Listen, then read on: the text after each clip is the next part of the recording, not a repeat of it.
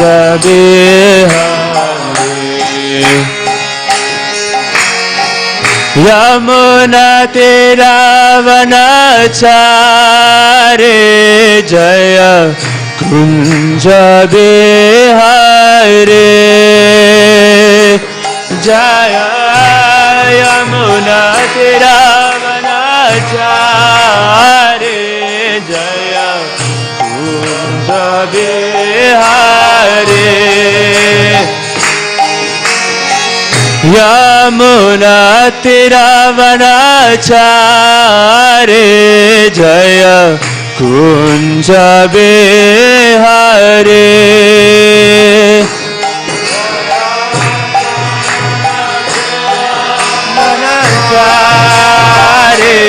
Jaya Kunja Bihari. Yamuna Tiravanachari Jaya Kunja Bihari. Yamuna Tiravanachari Jaya Kunja Bihari. Yamuna Tiravanachari Jaya Kunja Bihari.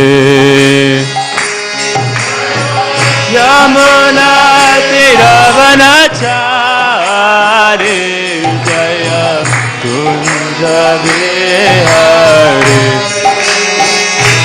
Jaya Radha Madhava Jaya Kunja Bihari. Jaya Radha Madhava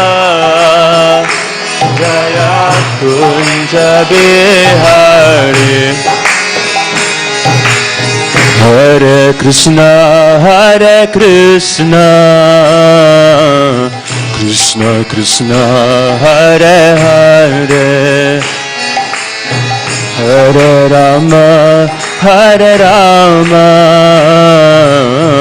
Rama Rama Hare Hare Hare Krishna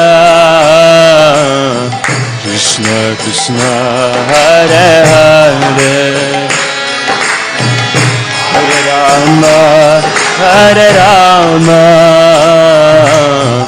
Rama Rama Hare Hare Hare Krishna Krishna Krishna Hare Hare Hare Rama Rama Rama Hare Hare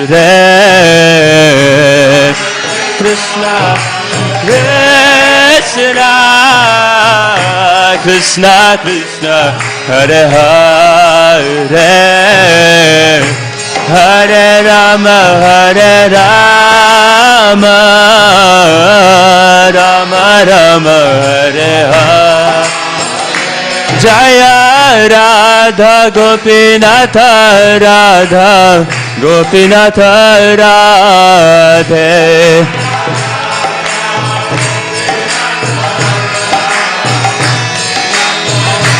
Jaya Jaya Prabhupada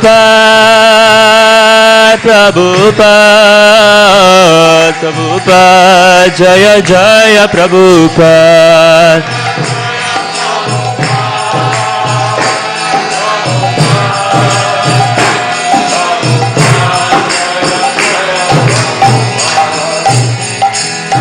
Jayom Vishnupada Paramahamsa Parivrajaka Ashtadhara Shri Srimad His Divine Grace Srila Abhay Charana Ravinda Bhaktivedanta Swami Maharaj Srila Prabhupada Ki Ananta Koti Vaishnav Vrinda Ki Namacharya Srila Haridas Thakur Ki Prem Se Kaho Jai Shri Krishna Chaitanya Prabhu Nityananda Shri Advaita Gadadhara Shrivas Adi Gaur Bhakta Vrinda Ki Om Shri Gaur Nitai Ki Shri Radha Gopinath Ki.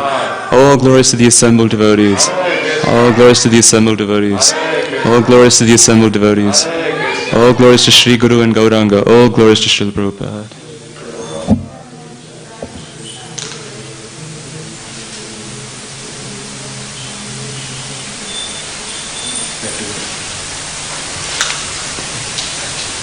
We have to.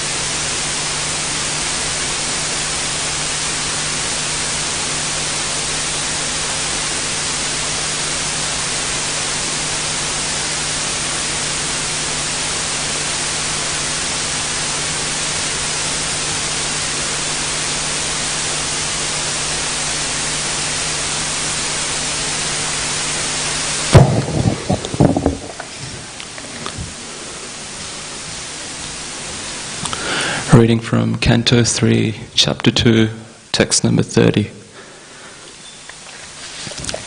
Om Namo Bhagavate Vasudevaya. Om Namo Bhagavate Vasudevaya. Om Namo Bhagavate Vasudevaya. Prayuktan Bhojarajena Mayina Kamarupinaha Leelaya Vyanudattanstan Balaha Kridanakaniva. Prayuktan Bhojarajena Mayina Kamarupinaha Leelaya Vyanudattanstan Balaha Kridanakaniva. Prayuktan Bhojarajena Mayina Kamarupinaha Leelaya Vyanudattanstan Balaha Kridanakaniva. Prayuktan, engaged, Bhojarajena, by King Kamsa, Mayinaha, great wizards, Kamarupinaha, who could assume any form they liked, Leelaya, in the course of the pastimes, Vyanudat, killed, Tan, them, Tan, as they came there, Balaha, the child, Kridanakan, dolls, Eva, like that. Translation. The great wizards who were able to assume any form were engaged by the king of Bhoja, Kamsa, to kill Krishna. But in the course of his pastimes, the Lord killed them as easily as a child breaks dolls. The atheist Kamsa wants to kill Krishna just after his birth. He failed to do so, but later on he got information that Krishna was living in Vrindavan at the house of Nanda Maharaj. He therefore engaged many wizards who could perform wonderful acts and assume any form they liked. All of them appeared before the child Lord in various forms, like Agha, Baka, Putana, Shakata, Trinavarta, Dhenuka, and Gardhabha. And they tried to kill the Lord at every opportunity. But one after another, all of them were killed by the Lord, as if he were only playing with dolls. Children play with toy lions, elephants, boars, and many similar dolls, which are broken by children in course of their playing with them. Before the Almighty Lord, any powerful living being is just like a toy lion in the hands of a playing child. No one can excel God in any capacity, and therefore no one can be equal to or greater than him, nor can anyone attain the stage of equality with God by any kind of endeavor. Jnana, yoga, bhakti, and bhakti are three recognized processes of spiritual realization. The perfection of such processes can lead one to the desired goal of life in spiritual value. But that does not mean that one can attain a perfection equal to the Lord's by such endeavors. The Lord is the Lord at every stage, and he was playing just like a child on the lap of his mother Yashodamai, or just like a cowherd boy with his transcendental friends. He continued to remain God, without the slightest diminution of his 6 opulences. Thus he is always unrivaled. Jagatguru Srila Prabhupada ki jai. Om Ajnana Timirantasya Jnananjana Shalakaya Chakshurun Militam Yena Tasmai Shri Gurave Namaha. Shri Chaitanya Manobhishtam Sthapitam Yena Bhutale Swayam Rupakadamahyam Dadati Svapadantikam. Vandeham Shri Guru Shri Yuta Padakamalam Shri Gurun Vaishnavamscha Shri Rupam Sagrajatam Sahagana Raghunathanvitam Tam Sajivam Sadvaitam Savadutam Parijana Sahitam Krishna Chaitanya Devam Shri Radha Krishna Padan Sahagana Lalita Shri Vishakhanvitamscha. He Krishna Karuna Sindho Dinabandho Jagatpate Gopesha Gopika Kanta Radha Kanta Namostute Tapta Kanchana Gaurangi Radhe Vrindavaneshwari Vrishabhanu Sute Devi Pranamami Hari Priye Namo Mahavadanyaya Krishna Prema Pradayate Krishnaya Krishna Chaitanya Namne Gauratvishe Namaha Vanchakalpatarubhyascha Kripa Sindhubhya Evacha Patita Nam Pavanebhyo Vaishnavebhyo Namo Namaha. Jaya Shri Krishna Chaitanya Prabhu Nityananda Shri Advaita Gadadhara Shrivas Adi Gaura Bhakta Vrinda. Hare Krishna Krishna Krishna Hare Hare Hare Rama Rama Rama Hare Hare.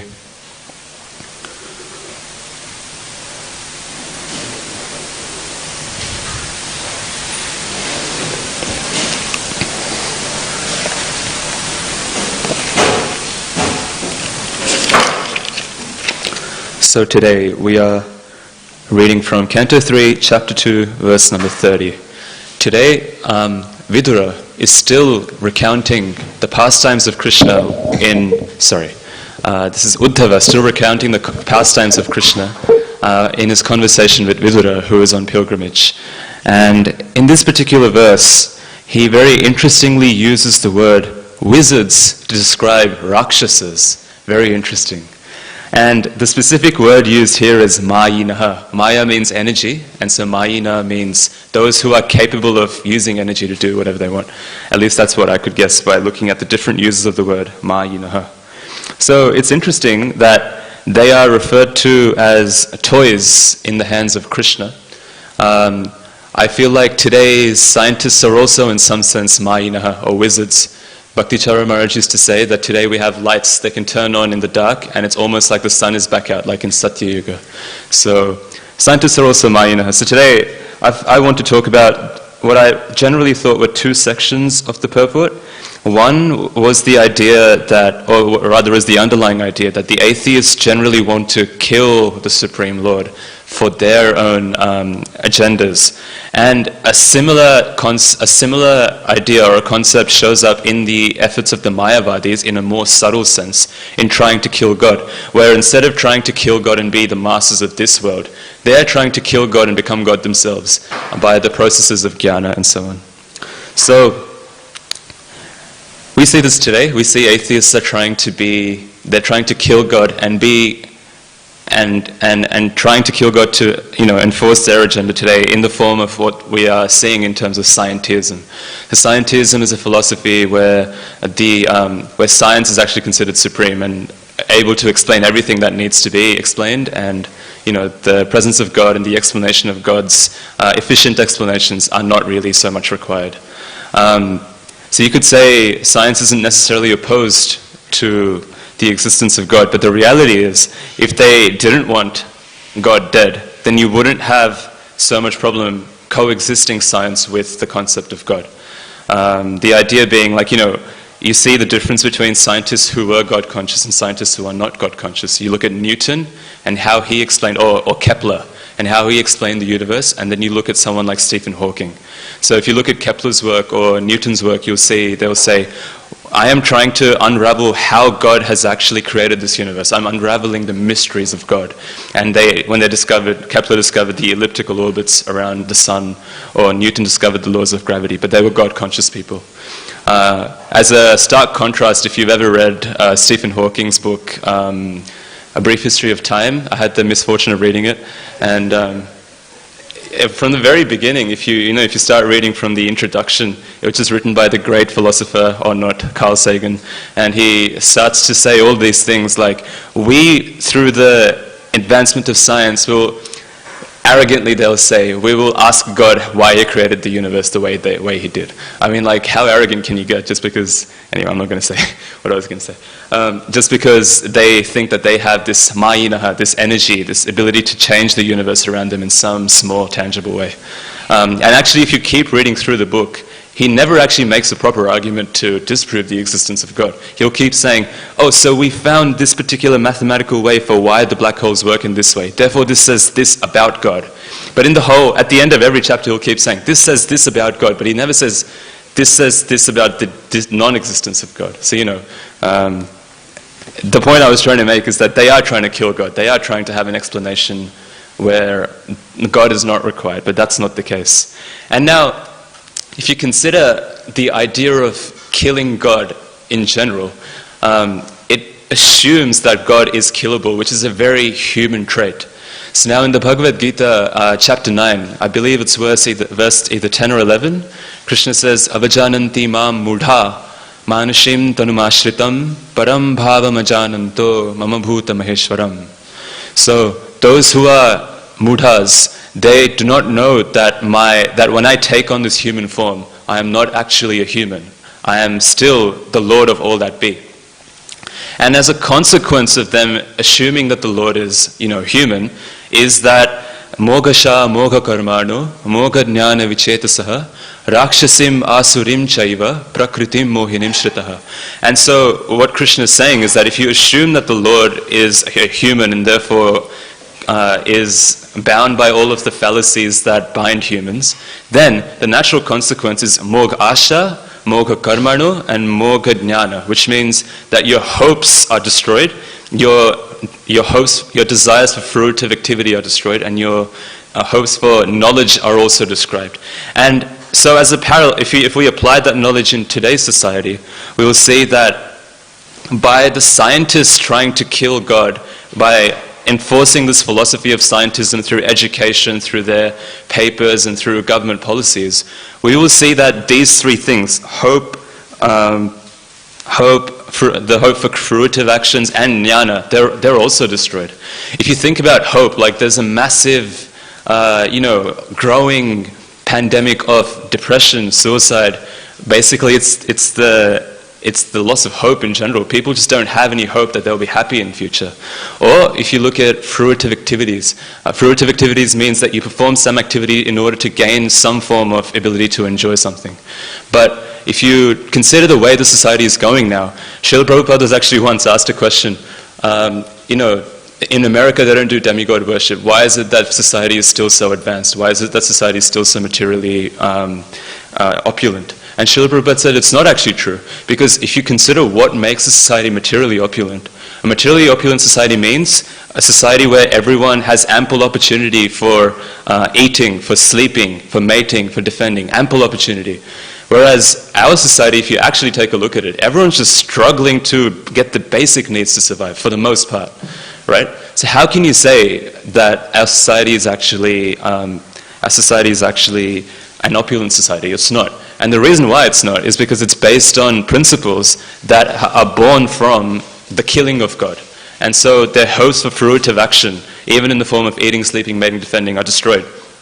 And then what to speak of jnana? If you read chapter 12 of the Gita, chapter 13 of the Gita, verses 8 to 12, Krishna describes all of these qualities that are considered knowledge, right? Like, how does it go again? Amanitvam, adambhitvam. So humility, pridelessness, non-violence, surrender to the spiritual master, desire to find the absolute truth, and so on. All of these are not considered qualities, but knowledge in itself. But if you take a look at today's society, we will see that although knowledge, quote-unquote, knowledge is advancing, that's not actually real knowledge. It's just material observing trends and patterns, and people are learning these and they're getting these degrees, but as a result of these degrees, they're not obtaining the qualities that are considered knowledge. Rather, it's going in the other direction. Rather than becoming tolerant when they hear that there's a pandemic going around, they're going to steal all the toilet paper from the supermarkets. I mean, like, where is your tolerance? What's the point of your education if your good qualities are just gone, right? And Abhishek Prabhu yesterday was calling me and telling me that in the Nectar of Devotion, Srila Prabhupada, I think in one of the earlier chapters, says that the symptom, so he describes the different levels of sin, like, it's in the root stage, in the fruition stage, and so on. And he describes that if you see in your life that there is chronic diseases, if you have legal complications, or if you're ugly, all of these things mean that actually you don't have a very pious past, you have a very sinful past. And more, at least in my experience, maybe you'll see it in your experience too, we see that people around us more and more are having these chronic illnesses. People have skin diseases that they can't get rid of, people can't digest things, they're intolerant to milk. I mean, like, the more people I meet today, the more they're intolerant to milk and so on. So what we see is that even though society is quote-unquote advancing, we find that they are actually gaining, even from the point of view of knowledge or point of view of sin, more and more sin. They're getting, the situation in life is becoming worse and worse. Why is that? Well, fundamentally, you've decided to kill God. And therefore, as a result, your philosophy is naturally based on sense gratification. There is a verse, and I forget it, it's like a phrase that says, karma is the natural consequence of not following Krishna. So if you don't have your goals set upon Krishna, the natural consequence is karma, or material desire. And so you'll have a hard time convincing someone who is in America right now, probably somewhere, that engaging needlessly in fruitive activity, in sense enjoyment is not actually going to bring you happiness, but they'll never agree. That's why you get on the far left, for example, you get these amazing or not so amazing concepts of sex positivity, that why should you feel ashamed of engaging sexually frivolously? Why should you be ashamed of doing it? You should actually do it.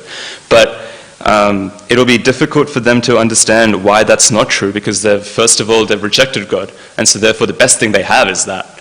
And Krishna says that for the Asura, the defining conviction is that by sense gratification, I will become happy. So by the killing of God, we are obtaining this conviction that by sense gratification, I will become happy. And this is unfortunately how our society is progressing right now. Now, no one can excel God in equality, and you can never become equal, and you can never come close or become greater even. And this is not just something that's emphasized in our Srimad Bhagavatam, but also in other scriptures, even in the Shruti scriptures this is emphasized. The number of people who actually believe that they will, by dint of their spiritual practice, become God still astounds me. Like, I was speaking to my school friend yesterday, and he was telling me, oh, so you're into spirituality, right? I'm also interested. I said, yes, come join our youth class. Then he said, have you heard of Jivan Jyoti? So I thought of Tamal Krishna Maharaj, he says, never ascribe to any philosophy. So I said, I've never heard of Jivan Jyoti. I've never even heard of it. But then he got his friend to explain it to me, and basically it's just that. The attainment means that you lose your I-ness, you lose your mindness, and you become Brahman, you merge into Brahman. My Lord has blessed me with this understanding. I'm like, what are you talking about? And he'll try and portray it as if it's the Vedas who are trying to convey this notion. But no, even Shruti actually, even the Vedas actually say that this is not true. They accept an Almighty God. For example, there's that verse that Srila Prabhupada quotes in the 3rd chapter of the Gita. Tam Ishvaranam Paramam Maheshwaram, Tam Devatanam Paramam Cha Devatam, Patim Patinam Paramam Parastad, Vidama Devam Bhuvanesham Idyam. So now, if you consider that this verse is saying, out of all the controllers, he's the greatest controller, and out of Tam Ishvaranam Paramam Maheshwaram, Tam Devatanam Paramam Cha Devatam. Out of all divinities, he's the greatest divinity. What kind of idiot do you have to be to understand that if the lower divinity is a person, then the higher divinity must not be a person? How does that make any sense? If the lower divinity has qualities, and then you say the greater divinity has all those qualities in the max, how does that not become a person? So the supremacy of God is something that is consistently explained in all of our scriptures. And Srila Prabhupada here is making the point that it's not that you are not God in this particular stage and then by some practice you'll become God. If you look at Krishna is a child right now, and later on he's not going to be a child. But in all of those stages, Krishna remains God. Krishna does not stop being God.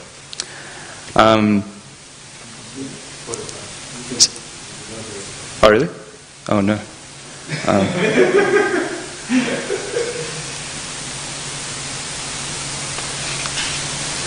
Yeah. Anyway, so my friend's friend was telling me that that all of us human beings and other 8.4 million species of life and that are experiencing life in this way, it's just Brahman trying to have a human-like experience. I mean, like, there's no limit to what you can come up with if you really want to believe that.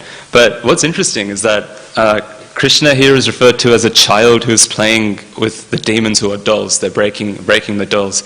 And there's a super interesting verse that comes in the 10th canto of the Srimad Bhagavatam. I only know the last part, but I'll read out the full translation. Ittam satam brahma sukhanubhutya dasyam gatanam paradaivatena maya shritanam naradarakena sakham vijahru krita punya punja. So this verse is describing the cowherd boys playing with Krishna, and it's trying to describe how they actually achieved their situation thus. Oh no, I just removed my verse. Just give me a sec. It's 10, 12, 11, 7 to 11. Here we are. And I'll just read the translation for you quickly. All the boys would be differently engaged. Some boys blew their flutes, others blew bugles made of horn.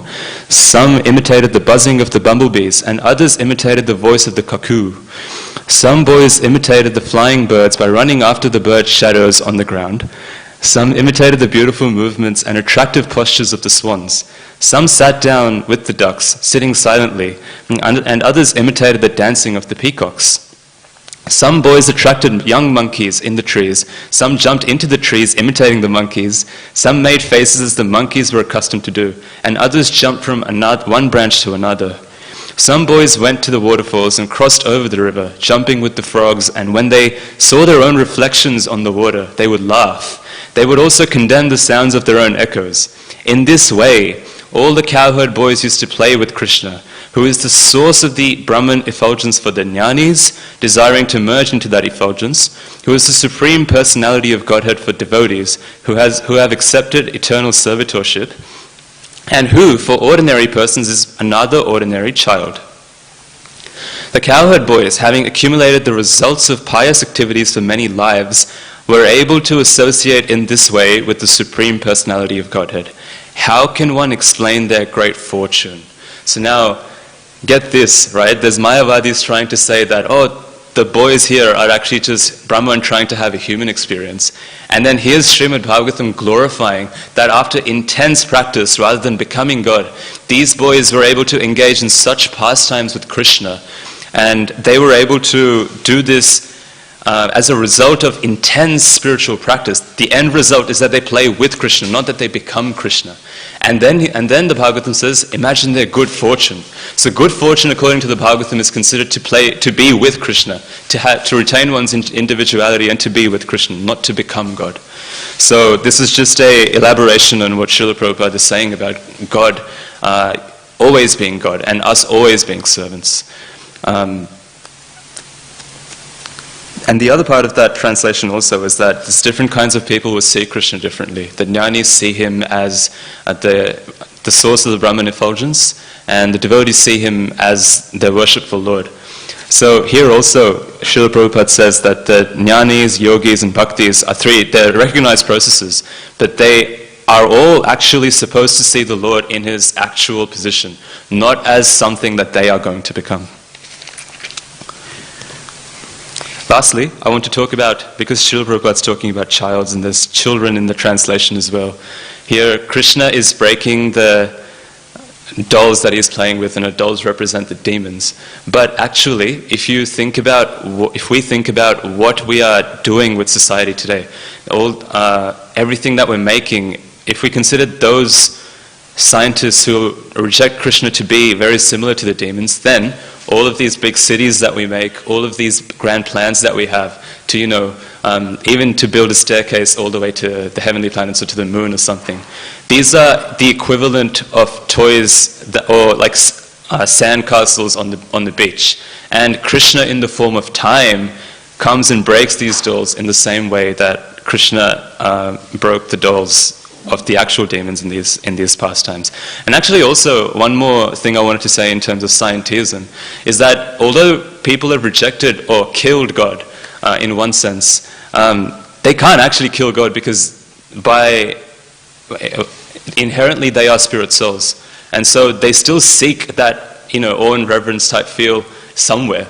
And so what they've done is that they've taken this idea of space and exploration and pretty stars and so on, and they have made that their God. They've basically tried to create the kingdom of God without God, saying that this is space is amazing, that's where we came from, and we want to try and explore that. I mean, it's quite ironic that they want to reject God, but then they want to have this thing that they worship. And if you take space away from them, what do they really have that's amazing? Nothing really. Space creates that sense of awe and wonder in these people. So anyway, that's all I had to say about this verse. I didn't think I would actually get here, but Srimad Bhagavatam ki jai. Is there any questions? No questions. Hari Bol. Jagat Guru Srila Prabhupada ki jai. Grantaraj Srimad Bhagavatam ki jai. Nitai Gaura Premanande.